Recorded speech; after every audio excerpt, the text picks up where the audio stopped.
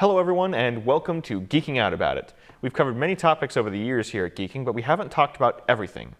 Starting off the new year here at KPVR-TV, we've decided to finally visit some of the biggest cultural landmarks in the world, Marvel and DC. Now to talk about these giants, we're going to be hosting a celebration which we're calling the Winter of Heroes, which is a little bit of a play on Disneyland's Summer of Heroes, which happened a couple years ago. We have so much love for so many of the characters under the umbrella of Marvel and DC, so we're going to be talking about a whole bunch of stuff. Bear with us. Comic books are defined by the ages at which they were created, so we'll be talking about these ages and looking at the defining themes of them. The widely accepted names of these ages are the Golden Age, the Silver Age, the Bronze Age, and the Modern Age. However, we decided to alter some of these names, specifically when talking about the Modern Age. As it stands, the Modern Age stretches a time frame of nearly 40 years, a time frame far longer than the other ages, so we've decided to change that. We've divided the Modern Age into two different ages in comic book history, and feel as though we've found a definitive turning point in which justify the name changes. We will be referring to them as the Iron Age and the Cinematic Age. Trust us, it'll all make sense once we get into the details. Now with that note aside, let's jump right into the history of these characters and the themes of the ages. Let's start with the Golden Age. The year was 1938. The everyday life of the American citizen was plagued by anxiety from the brewing World War II to the east and the Great Depression back home. Morale was at an all-time low and the people needed a hero. Enter the brainchild of writer Jerry Siegel and artist Joe Shuster, a character who soared higher than the clouds, clad in red and blue spandex, and upheld the contemporary values of good with an indomitable might. This was Superman, the first superhero. Detective Comics Incorporated's Action Comics #1 marked the genesis of a new type of character. Prior to this event, the most widely known hero was the masked swordsman Zorro, but this new character was bolder, more fantastical, and larger than life. They were super through exploits, abilities, and powers, and Superman managed to capture the mind of American audiences faster than a speeding bullet. Immediately recognizing the lightning they just bottled, DC began testing more characters in a similar vein to their Man of Steel, and just 1 year later, they released their second smash hit hero, Batman: The Dark Knight. By this time, the attention of the whole world, including DC's competitors, was tuned to the superhero genre, and both sides knew if they wanted to stay ahead of the curve, they'd need to innovate. The most important part of the Golden Age of Heroes was the exploration that came from the absolute uncertainty of something new. Subgenres were introduced as people began to explore. Classic tropes like the ideas of sidekicks were created as younger children began to pick up the comics, and overarching themes varied wildly from hero to hero. Superheroes represented hope, a beacon of imagination defined by their morality and determination to help people. It wasn't long before these fictional symbols of hope found their way to where hope was needed most in real life. The Second World War was raging overseas, and the discussion for America to either enter or stay out of the war was a point of constant contention. It wasn't long before some of the great minds behind the comic phenomenon decided to use the platform they'd been given to make their point. In 1940, writers Jack Kirby and Joe Simon, both Jewish, took matters into their own hands, specifically using the pens in those hands to create a brand new character, Captain America, whose hands were planted squarely on Hitler's jaw and his opening debut proudly displaying the American colors as he does. Overshadowed by the attack on Pearl Harbor the following year, this would actually be one of the major events that motivated America to join the conflict. This, however, is only the start of something far greater. As comic book writers and artists realized audience liked seeing conflicts with things they could relate to, comics became an extravagant visual metaphor for real life. The world had seen superheroes for the first time and they had fallen in love. And as the genre continued to grow and evolve, the characters and stories would only get more interesting. Which brings us to the Silver Age of comics. Comic book popularity had taken a large decline after the Golden Age, and funnily enough, a lot of people who worked at the Big Two turned to working comics in various genres, from horror to crime to romance being one of the most popular. Not many heroes survived the end of the Golden Age of comics. However, notably, Superman, Batman, and Wonder Woman, DC's Holy Trinity, did. And one of the largest hurdles superheroes had to overcome was the Comics Code Authority. Due to the nature of superheroes fighting great evil, the CCA was worried about how these stories were affecting the younger audience. The question of childhood violence became more prominent and a muzzle was put on superheroes. But with these new challenges, comic book writers were forced to innovate in a different way than before.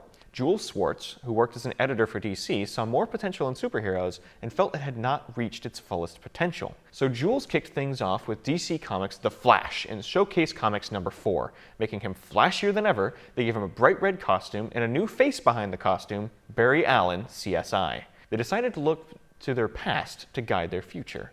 The Flash had been canceled during the Golden Age, but during the Silver Age, he represented a new chance, a new beginning. Another hero to rise from the past was the Green Lantern. With everyone's mind on the vast unknown of space, stories about space captivated the minds of millions. This new origin and source of power for the Green Lantern was just the things audience would go for, and Hal Jordan, the new face of the Green Lantern, was living in the imaginations of many. Heroes started to make a comeback with these new faces behind the heroes.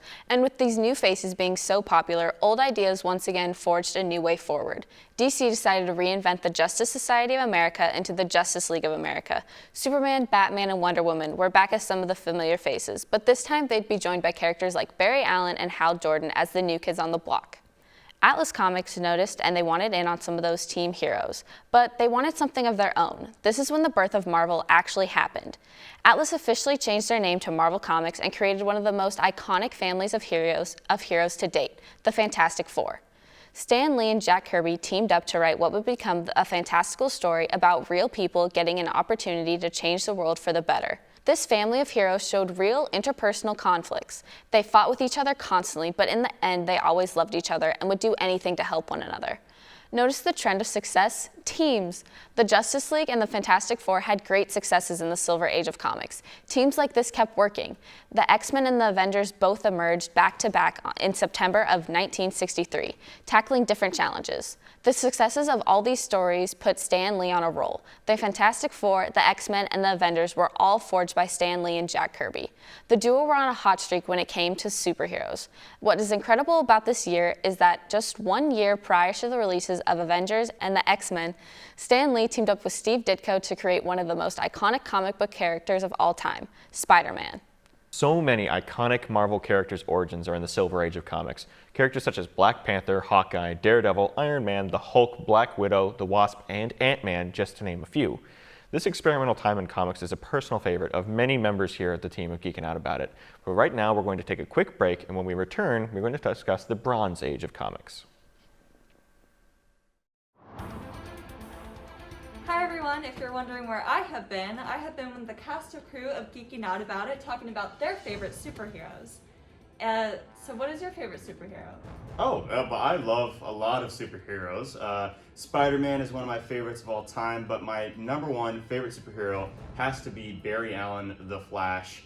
He's just been there for me my entire life. I used to dress up as him all the time. I went to like roller skating parties dressed as the Flash. And I would just run around the entire household. Of course, I also wear a Superman cape because, clashing, I guess. But Barry just has something special about him. Like his heart and his nature and his comedic kind of gestures are always really fun to see. And he's a really uplifting hero and also probably one of the most powerful heroes of all time. Don't let anybody tell you that Barry cannot beat anyone in a fight. Superman, Wonder Woman, any of the Leaguers, heck, even like some of the major characters who can just like punch once and then you're over. Barry beats all of them. He'll travel back in time. He'll ruin everything. Play the clip or play the clip from The Flash. He does it every single time.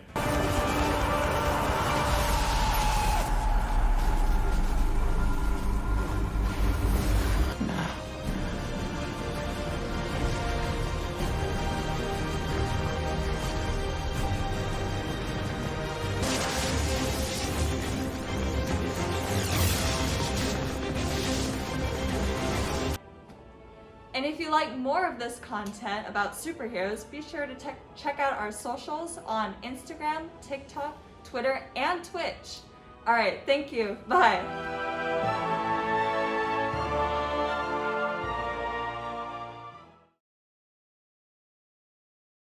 Welcome back. The Bronze Age was the cultural age for comic books. Creators were ready to tackle darker themes of prejudice, addiction, and other social issues. However, they were met often with resistance from the Comics Book Code Authority. The Comics Code was eventually revised multiple times in 1971 to finally let the writers tell their stories without dancing around the original limitations.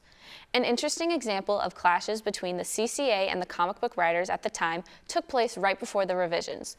The U.S. Department of Health, Education, and Welfare actually approached Stan Lee, editor-in-chief at Marvel Comics at the time, to depict a real story of drug addiction in an upcoming issues of Spider-Man. Stan Lee, of course, accepted, and with penciler Gil Kane, they created the controversial Spider-Man story.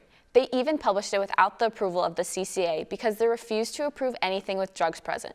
For the first time in years, the stories were published without the CCA brand on the cover and received genuine praise for its storyline and anti-drug message, leading to the 1971 CCA revisions. These revisions led to Green Lantern writer Dennis O'Neil deciding DC should hop in on the success that comes with the anti-drug message. So, to bolster failing Green Lantern sales, O'Neil brought on Neil Adams to pencil the Green Lantern Green Arrow crossover Snowbirds Don't Fly, where it was revealed that Green Arrow's own sidekick, Speedy, was addicted to heroin. The story even won the 1971 Shazam Award, which, funnily enough, is not related to Shazam the character, who wasn't written until 1972. I don't know how that works out. Another fun CCA story is when writing DC's House of Secrets. Author Marv Wolfman had his story sent back multiple times by the CCA, saying that there were some supernatural references that were in violation of the code. The violation was actually because the name of the writer, Wolfman. This led to the CCA requiring all writers for an anthology on the cover of the issue. So something good came out of this bizarre misunderstanding. Before the comic industry's peak of the 80s and 90s, there were a few more interesting events and crossovers that made wave in the industry and pop culture as a whole. Though many aspects were still defined by pop culture of the era, new implementation of characters to better represent the times led to an influx of non-white diverse characters to this age of comic books. Storm joined the X-Men, and Luke Cage became the first black superhero with his own comic book in 1972. Also, company crossovers between Marvel and DC were finally a reality. Though limited to thematically similar heroes, the Uncanny X-Men versus the New Teen Titans hit the shelves in 1972. Superman versus Spider-Man hit the shelves in 1976, where the two get into a misunderstood brawl before facing Lex Luthor and Dr. Octopus together. And the next obvious crossover was Batman versus the Incredible Hulk, which hit the shelves in 1981. To top it all off, there was an Avengers vs. Justice League comic for the grand finale, but some company politics caused the written comic to never be published. After that, though, there were some major in-universe crossovers at the respective companies. Secret Wars and Marvel's Ultimate crossover was in 1984, where the comic entity, the Beyonder, takes interest in Marvel's most popular characters and summons them to the ultimate battleground, Battle World, for the purpose of seeing who will win and what toys you should buy. Why mention toys? Well, unlike any other comic event in the comic industry, this was dreamed up by toy company Mattel to sell a toy line. Don't believe it? Here are some quotes from Editor-in-Chief Jim Shooter. Kenner had licensed the DC heroes, and Mattel had He-Man, but wanted to hedge in case superheroes became the next big fad. They were interested in Marvel's characters, but only if we staged a publishing event that would get a lot of attention and they could build a theme around. Fans, especially young fans, often suggested to me one big story with all the heroes and villains in it, so I proposed that. Mattel's focus group tests indicated that kids responded positively to the words wars and secret. They also said there had to be new fortresses, vehicles, and weapons because they wanted playsets, higher price point merchandise, and additional play value. It was a massive success, gaining more sales than any comic of the previous 25 years, even though most critics saw it at the time as juvenile and pandering. But when aren't the critics saying that about Marvel? Scorsese! Crisis on Infinite Earths was a far different story in 1984. This wasn't just your jaunt with your favorite DC characters. This was everything. DC had gotten so big and convoluted that even the editors and writers couldn't keep up with all the spinning plates of timelines, time travel, god-tier power levels, and multiverses. So this was it. All of DC had been building up to a multiversal war that threatened the entirety of the DC canon. An epic battle raged on, killing off unimportant characters, long forgotten and depowering characters too hard to write for, all culminating into a reboot of the entire company, letting writers start over with the essentials before everything got convoluted in the next age. Marvel and DC were also starting to give in to the hubris of having a few successful comic series and wanted more. Marvel started first doing their reprints of old issues to bring in collectors and catch up fans to the ongoing Marvel storyline, which was getting more and more difficult to keep up with. Then it was DC. In 1978, the DC Explosion was the first official marketing campaign from DC Comics, bolstering a literal dozen new series that had more pages, more stories, and that cost more money than anything they had tried before. This poor decision to blow out their catalog was worsened when several blizzards made their way across North America, driving foot traffic down to a halt. Not to mention disinterest in so much of the new lineup. This disaster became known as the DC Implosion, where DC canceled approximately 40% of its catalog and had multiple staff layoffs to avoid bankruptcy. So what was the future for our heroes? We will find out after the break.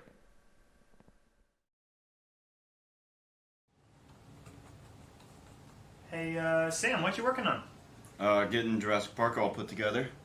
Whoa. I thought we were doing Back to the Future, though.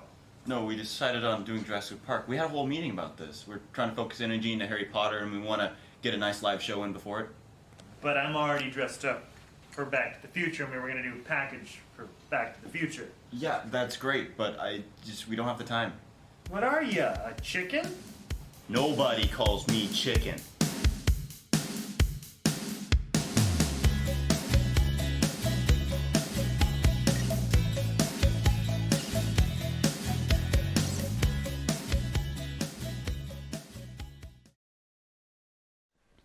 Welcome back and welcome to what we're calling the Iron Age of Comics. You may be wondering why we decided to call it that rather than sticking with the popular span of time referred to as the Modern Age. Well, after the implosion of DC Comics, they were on the ropes and they needed a fresh start. With the final events of Crisis on Infinite Earths wrapping up, writers were looking for a new angle. New ideas and themes came into play and certain writers were experimenting with darker themes and tones that we've ever seen in comic history. Not to say that comics had never been dark before, it's just notable how many entries from 1985 to 2000 were incredibly dark toned. The most obvious of these were the Watchmen. Introduced in 1986, this DC comic run was all about heroes on a mere technicality. For the most part, these would-be heroes are more evil than anything. If you ever wondered what a story about heroes killing one another would be like, then definitely check this one out. It deconstructed heroes from their normal position of moral obligation and to do good and turned them into self-centered individuals full of flaws and mistakes. Not to mention the use of superpowered individuals as weapons by the United States government to win the Vietnam War. Another massive turning point in comic book history that took the dark themes of the previous era and made it tenfold was in 1988 when Batman the Killing Joke was released. Suddenly creators understood how dark they could take it. This Batman story focused on the relationship between the Joker and the Batman. It showed just how similar they were to one another, yet they were divided by their convictions. On one side, the Joker believed that just one day can break any man, and he seemed to prove it to Batman by breaking the people important to him, like the Gordon family. On the other side, Batman showcases his one bad day made him into the hero we know him today, and it didn't break him, but rather forged him into the hero that Gotham needed. He believed that the Joker was just weak. The success of Batman the Killing Joke led to a massive increase in popularity for characters like Punisher, Ghost Rider, Blade, and Spectre, which all had stories portraying heroes in darker situations. Their newer, darker tones led them to be far more popular than their previous debuts, and readers just kept coming back to see these hardcore stories. Something about the flaming skull, motorcycle riding demon from hell was just really appealing to audiences at the time. Now, even these dark stories became more and more popular. It wasn't like Marvel and DC were just rolling in money. In fact, they were still heavily reliant on their longer-running hero comics, still focusing on more lighthearted heroes. For example, Spider-Man has always been one of Marvel's most reliable comics, and to this day is one of their most popular heroes. So naturally, Marvel needed the webhead to stay above the water. The Iron Age also happens to be the golden age of animation for these studios, bringing characters to the screens of kids all across America. But we'll go more into detail with that as the Winter of Heroes goes on. And with that being said, we're going to take a quick break, and when we return, we'll be talking about all things comics in the cinematic age.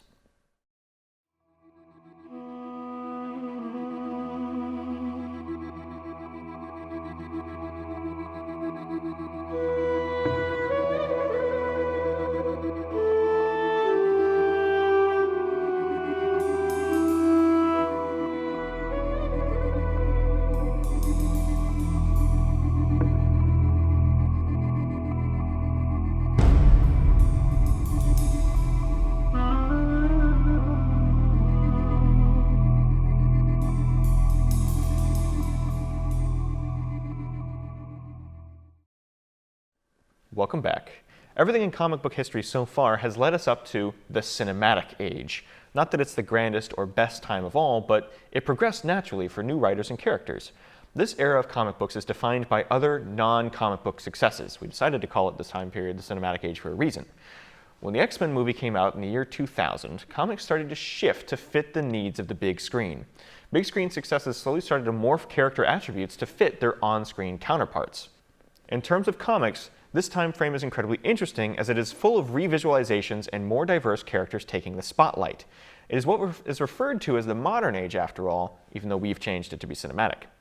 Those who have been following certain Marvel characters for long periods of time will notice that the invincible Iron Man, Tony Stark, now bears a particular resemblance to Robert Downey Jr. The same can be said for Nick Fury, who is now clearly just Samuel Jackson in every comic book he's in, which I think is for the best, really. You look great, dude. While the Bronze Age was defined by massive crossovers and the Silver Age by the expansion of heroes from the new writers, the Cinematic Age was at the point where a lot of the same characters who had been around for years have run through most of their storylines. Even with the depowering of Crisis on Infinite Earths for DC, they needed a fresh slate once again, and once again the Flash became crucial in their plan. Flashpoint was released in 2011 and is known as one of his most epic stories. Barry travels back in time and saved his mother's life, something that he's always wanted to do. But in the process, everything we knew about the DC universe up until that point was blasted by a butterfly effect, wiping the timeline clean along with all of our heroes. Then DC introduced the New 52, limiting their previous draw of heroes down to only 52 unique heroes. We will also note that the New 52 remains to this day a controversial decision made by DC, as many fans see the changes made to certain characters to be severely lacking in depth and a bit far from their original characterizations. For the most part, what we are saying is that today it is hard to come across someone who doesn't know what the MCU is, at least in passing. Nowadays, comic books are massively overshadowed by their film or animated counterparts. It's just where the genre has gravitated towards. However, it's not the end of comics just yet. DC has just recently started a campaign to get new readers into all the stories that all the movies and shows are based on. In this campaign, they are packaging the very comics that the media is based on with the Blu-ray disc copy of that media, selling the whole story all together. Their hope is that people learn more about the history of these characters, and frankly, we think this is a really cool idea. We're going to be talking about these characters and their cinematic counterparts so much more in our Winter of Heroes, but that's all the time we have for in this episode, so thank you so much for watching the first entry in our celebration of heroes. In the coming weeks, be sure to watch our episodes highlighting the media successes of both DC and Marvel. Also be sure to check out our social media. We'll be posting and streaming content all about the Winter of Heroes event on all of our platforms, so make sure you check out our Twitch, TikTok, Instagram, and Twitter for all of the updates. Once again, thanks for watching, and Excelsior!